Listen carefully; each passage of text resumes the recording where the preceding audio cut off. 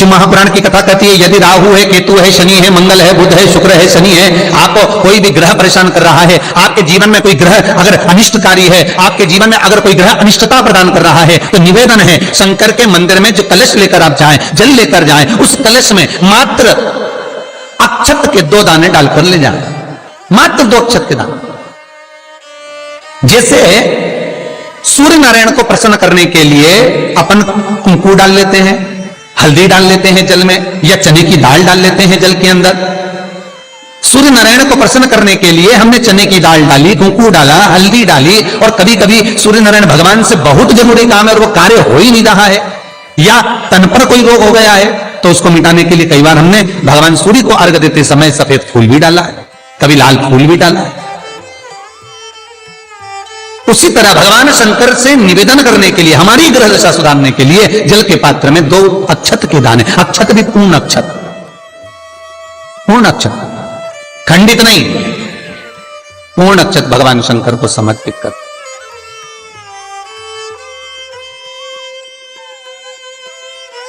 और बाबा भोलेनाथ को जब हम जल समर्पित करें तो राहु, केतु, मंगल, शनि, शुक्र, बृहस्पति जितने ग्रह हैं सब अनुकूल हो जाते हैं महाराज, सब अनुकूल, सारे अनुकूल। ये उसके लिए जो बच्चा पढ़ने में कमजोर हो, जिसका विवेक काम नहीं कर रहा हो, जो बच्चे की बुद्धि विद्या अध्ययन में नहीं रमती हो, लगती ही नहीं हो, महाराज तांबे के कलश में जल लीजिए, उस जल में अक्षत के 7 दाने डाल लीजिए। तांबे के कलश में जल हो, जल में अक्षत के 7 दाने। ये जो 7 दाने अक्षत के आप डालेंगे, जो बच्चा पढ़ने में कमजोर हो, विद्या में कमजोर हो, या बुद्धि या विवेक से कमजोर हो, मैं उनके लिए भी कहूंगा जिनकी बुद्धि ही काम नहीं करती, जो मानसिक विकलांगता के प्रति, या कई लोगों से मैं निवेदन करूंगा कि मान लो आज आपका मन शांत नहीं है, आज आपकी बुद्धि शांत नहीं है, आज आपका चित्त शांत नहीं है, आज आपका विवेक शांत नहीं है, बहुत क्रोध आ रहा है, चिड़चिड़ प्रवृत्ति हो रही, घर में अच्छा नहीं लग रहा,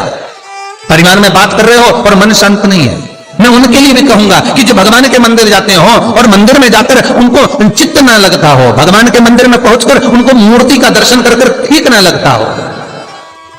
वहां पर भी उनको श्रेष्ठता नहीं लगती, उनके लिए भी कहूंगा चावल के 7 दाने जल के पात्र में डाल लीजिए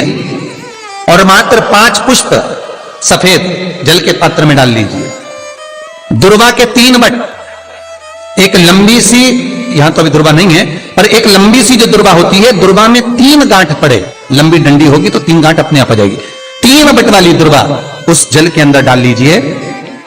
और शंकर के मंदिर में जाकर उस जल को समर्पित कर दीजिए। जल समर्पित करना है, ये वाला जो जल चढ़ाएंगे आप शंकर को, जैसे शिवलिंग सामने है और जल का पात्र अपने हाथ में है, तो उल्टा जल चढ़ाएंगे, ऐसे आपकी ओर मुख करा हुआ कलश भगवान शिवलिंग पर आप चढ़ाएंगे, उल्टा के बाद इस तरह से, ऐसे नहीं चढ़ाना है उसको, इस तरह से चढ़ाना अपनी।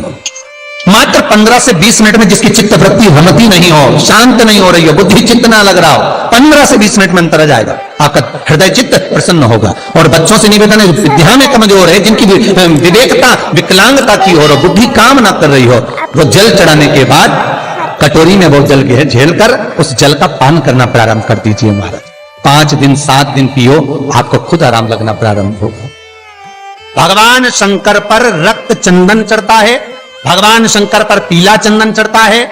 पर भगवान शंकर पर कंकु, फूंकू, रोली नहीं चढ़ता। क्यों? क्योंकि भगवान शंकर के चरण में जब चोट लगी, कुंदुक का प्रहार करते समय कुंदुक चरणों में जाकर गिरा,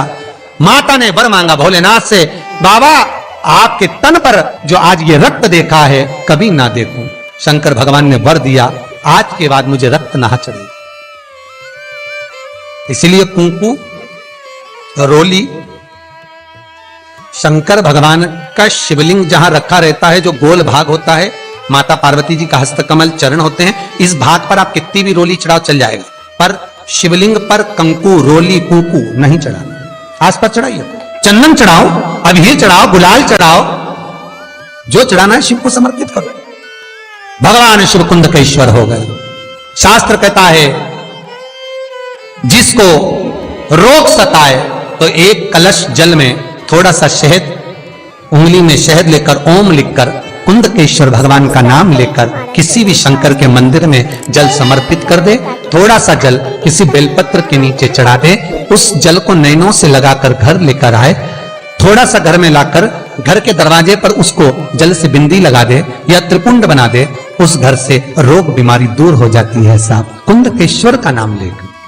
सब्सक्राइब करें हमारा चैनल। लोहे से ताकतवर, जम के बोलो, अग्नि, अग्नि से ताकतवर पानी, पानी से ताकतवर मनुष्य, और मनुष्य से ताकतवर बीमारी जो अच्छे अच्छे को निकल जाती है। कितने ही सूरमा